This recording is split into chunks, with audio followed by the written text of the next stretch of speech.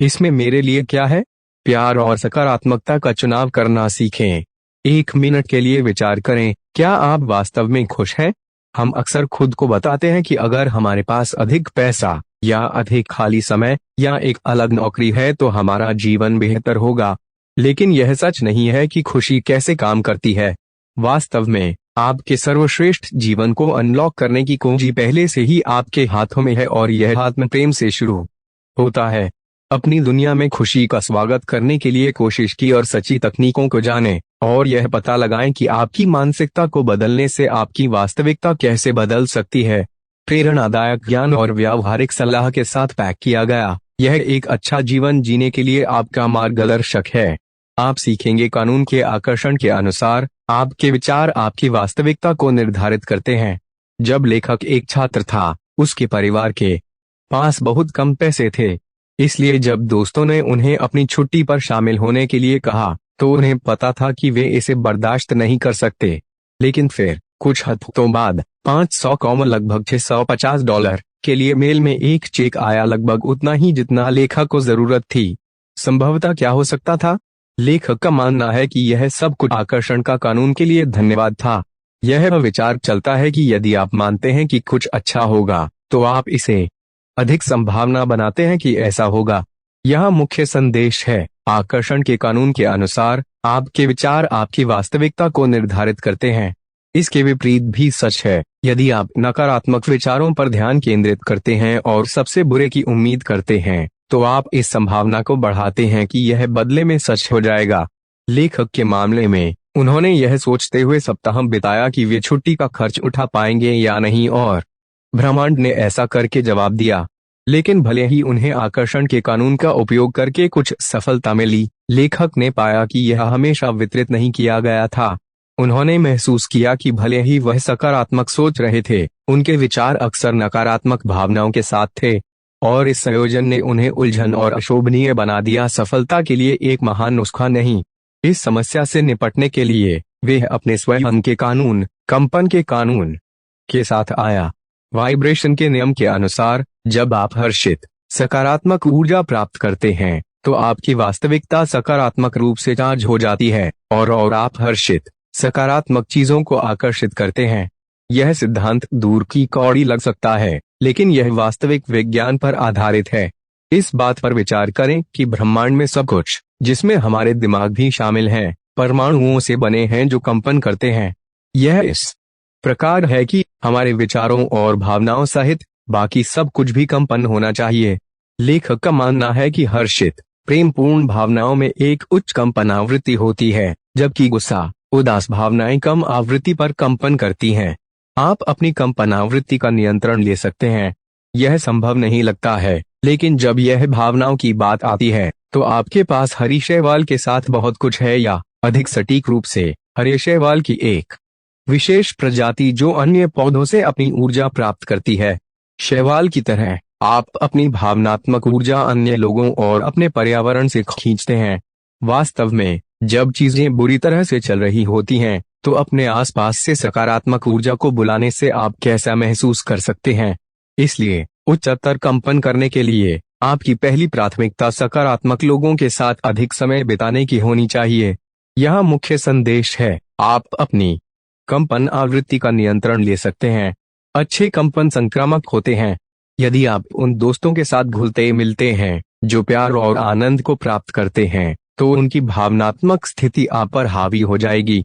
एक बार जब आप उनकी उच्च आवृत्ति पर कंपन करना शुरू करते हैं तो आप अपने जीवन में और भी अधिक सकारात्मक लोगों को आकर्षित करना शुरू कर देंगे। अपनी भावनात्मक आवृत्ति को बढ़ाने के लिए दूसरा तरीका यह है कि आप अधिक सकारात्मक बॉडी लैंग्वेज अपनाएं। अनुसंधान से पता चलता है कि मुस्कुराते हुए, यहाँ तक कि जब आपके पास मुस्कुराने के लिए कुछ भी नहीं है, आपको एंडोर्फिन की एक भीड़ देता है। ये आपके शरीर के फील गुड रसायन है। तो अगली बार जब आप दुखी होते हैं तो अपने आप को मुस्कुराने के लिए मजबूर करें और लाभ महसूस करें। आप एक मुद्रा बनाकर भी अपने आप को एक भावनात्मक बढ़ावा दे सकते हैं। सामाजिक मनोवैज्ञानिकों ने पाया है कि दिन में सिर्फ 2 मिनट के लिए शक्तिशाली तरीके से खड़े होने या बैठने से टेस्टोस्टेरोन में 20% की वृद्धि होती है, एक हार्मोन जो आत्मविश्वास बढ़ाता है। तीसरा, आप यह भी पा सकते हैं कि यदि आप उच्चतर कंपन करना चाहते हैं तो आपको समाजीकरण से एक ब्रेक लेने की आवश्यकता है। आधुनिक जीवन की निरंतर चर्चा से पीछे हटने से आपको अपनी बैटरी को रिचार्ज करने में मदद मिल सकती है, और जबकि यह असामाजिक महसूस कर सकता है, यह पूरी तरह से स्वस्थ है। मेक्सिको के लोगों के पास यह भी एक शब्द है कि वे समाजीकरण के बाद अकेले रहने की इच्छा रखते हैं, संलग्नक या बाहर रखा हुआ। अंत में, अपने स्पंदन को और भी अधिक ले जाने के लिए प्रकृति में अकेले समय बिताने की कोशिश करें। अनुसंधान से पता चलता है कि सिर्फ प्राकृतिक दुनिया में होने से आपके शरीर और दिमाग को बढ़ावा मिलता है। आप अपने काम को बगीचे के बाहर ले जा सकते हैं, या शायद अपने स्थानीय पार्क में टहलने जा सकते हैं। इसके अलावा, अगर यह एक धूप का दिन है तो आपको अतिरिक्त लाभ मिलेगा, क्योंकि सूरज की किरणें विटामिन डी और सेरोटोनिन प्रदान करती हैं, दो चीजें जो स्वाभाविक रूप से आपके मूड को स्थिर करती हैं। यह इन स्पंदनों में दोहन के माध्यम से है जो आप अपने आसपास की दुनिया को प्रभावित करना शुरू कर सकते हैं। जब एक परमाणु कंपन करता है तो उसके चारों ओर के परमाणु एक ही आवृत्ति पर कंपन करना शुरू करते हैं। इसलिए यदि आपकी भावनाएं उच्चतर कंपन करती हैं तो आपकी वास्तविकता उच्चतर कंपन करने लगेगी भी। परिणाम, आपका बाहरी संसार अधिक प्यारा और आनंदमय हो जाता है। खुद को अधिक सुरक्षित बनने के लिए प्यार करें। अगर कोई आपसे प्यार करने वाली 5 चीजों को सूचीबद्ध करने के लिए कहे तो आप क्या कहेंगे? क्या आप खुद को शीर्ष 5 में सूचीबद्ध करेंगे?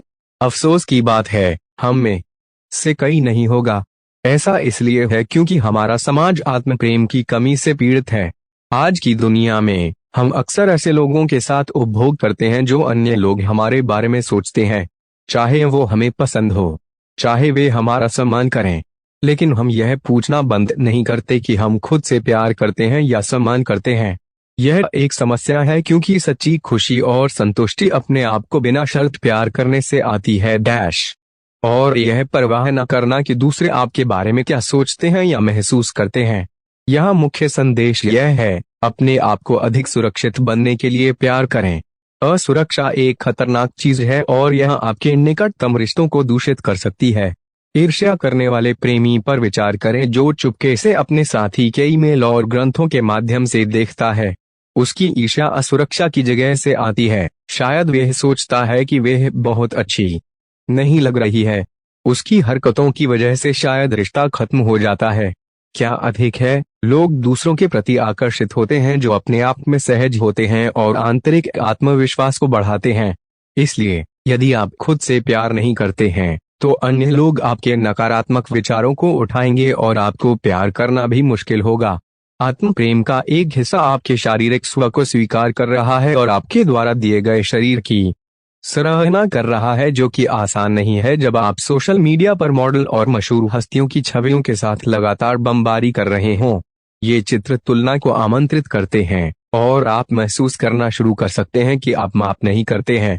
लेकिन भले ही ऐसा लगता है कि ये सभी खूबसूरत लोग हम में से बाकी लोगों की तुलना में अधिक खुश हैं, वे अक्सर आत्मसंदेह की समान भावनाओं के साथ संघर्ष करते हैं। लेखक ने एक बार एक सोशल मीडिया आइकन से बात की जिसने कहा कि वह अपनी उपस्थिति को सुधारने के लिए प्लास्टिक सर्जरी कराने का दबाव महसूस करती है।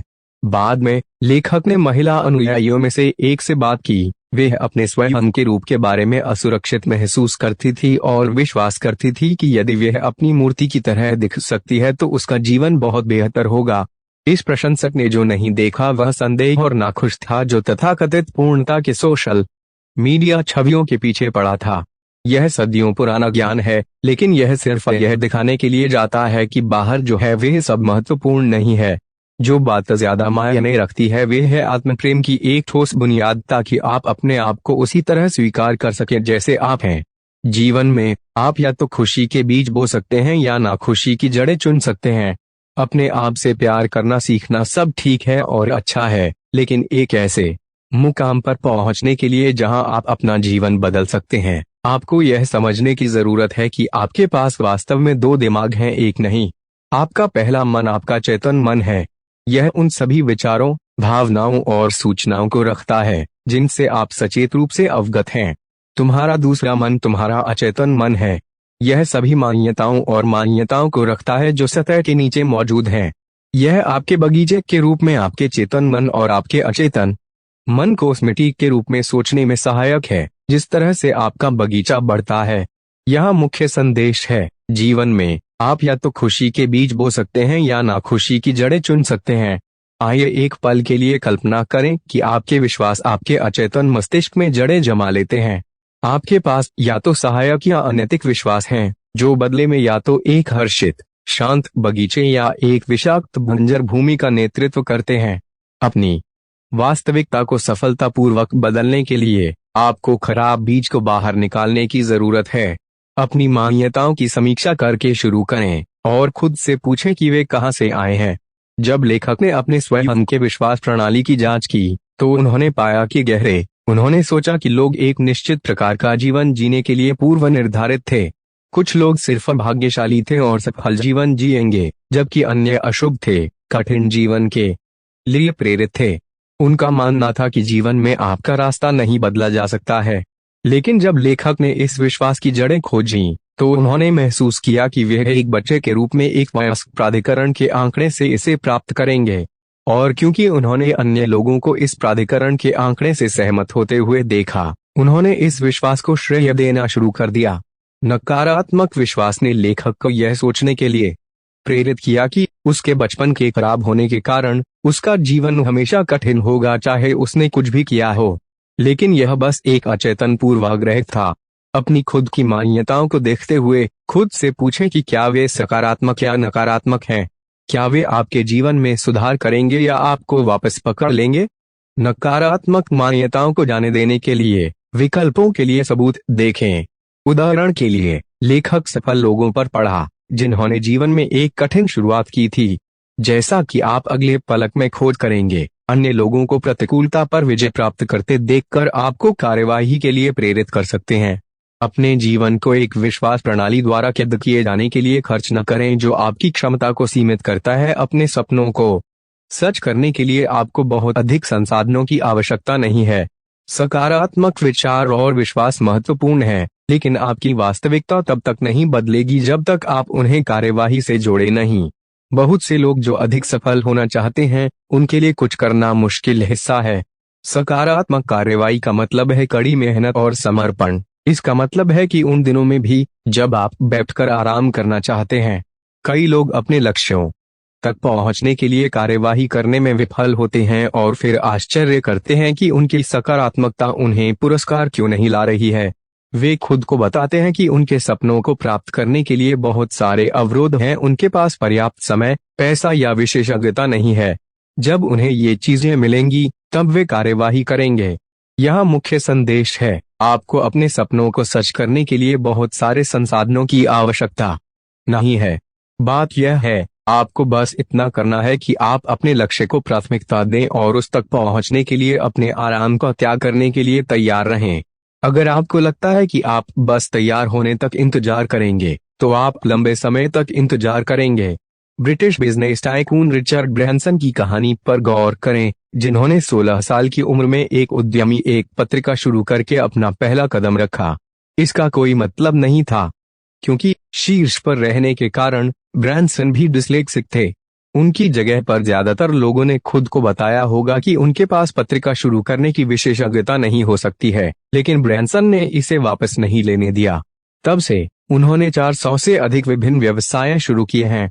अक्सर उन लोगों के बीच केवल एक अंतर होता है जो सफल हो जाते हैं और जो नहीं करते हैं। सफल लोग अपने लक्ष्यों की ओर काम करते रहते हैं, तब भी जब वे ऐसा महसूस नहीं करते हैं।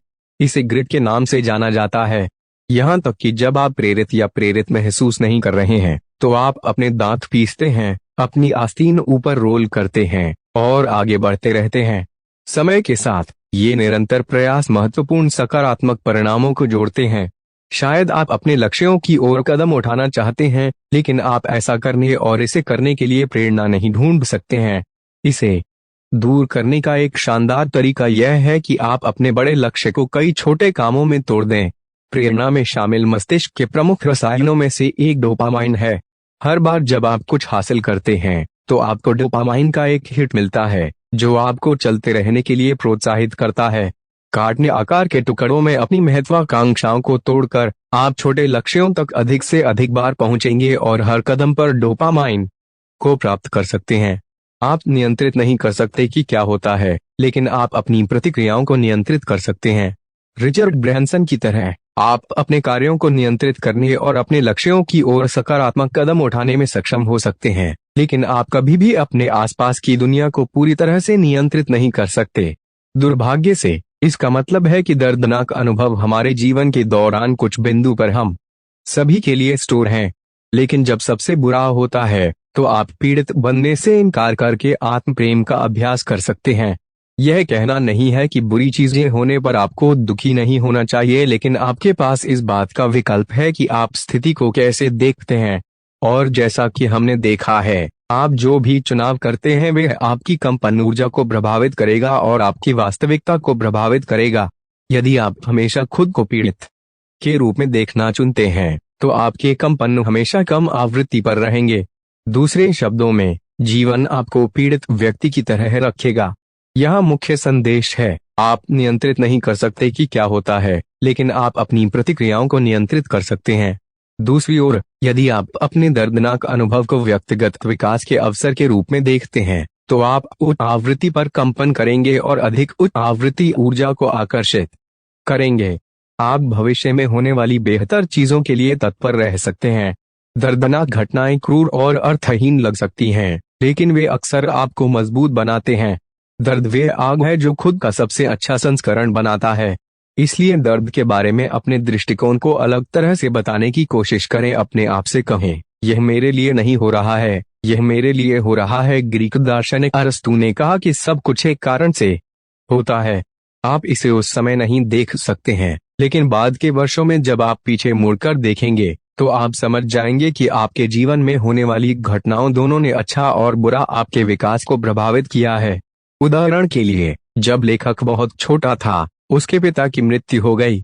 लेखक गरीबी में बड़ा हुआ और अपने शुरुआती जीवन के कुछ समय के दौरान भी बेघर रहा, लेकिन पीछे मुड़कर देखता है कि अपने पिता को खोने के कारण उसने उसे बनाया जो वह आज है। इससे उसे अन्य लोगों की मदद करने की प्रेरणा मिली जिन्होंने नुकसान और कठिनाई का अनुभव किया है। इस दर्दनाक अनुभव के बिना लेखक एक पूरी तरह से अलग व्यक्ति बन सकता है। आत्म प्रेम का अभ्यास करना अपने आप को वैसे ही स्वीकार करना है जैसे आप हैं।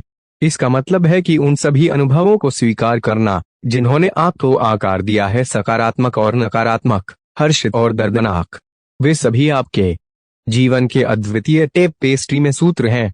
अंतिम सारांश, प्रमुख संदेश, जब आप दुनिया में अच्छा वाइब्स भेजते हैं तो ब्रह्मांड आपको अच्छी चीजों के साथ पुरस्कृत करता है। आप अपने आप को प्यार करते हुए अपने आप को महान लोगों के साथ और प्रत्येक